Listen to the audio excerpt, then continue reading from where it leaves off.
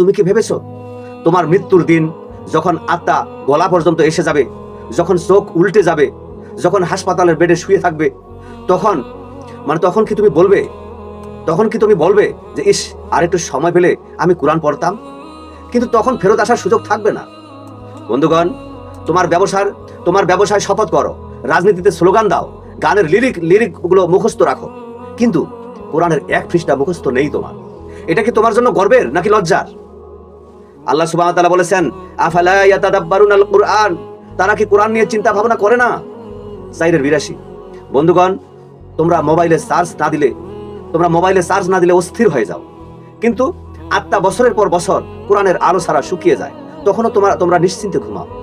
তোমরা নিজের নাম ফেসবুকে ট্রেন্ড করাতে চাও, কিন্তু চাও না তোমার নাম জান্নাতে তালিকায় উঠুক। তোমরা রাত জেগে সিনেমা দেখতে পারো, কিন্তু রাতের কিছু অংশ মনোযোগ দিয়ে কোরআন পড়তে পারো না। কোরআন বুঝতে সাহায্য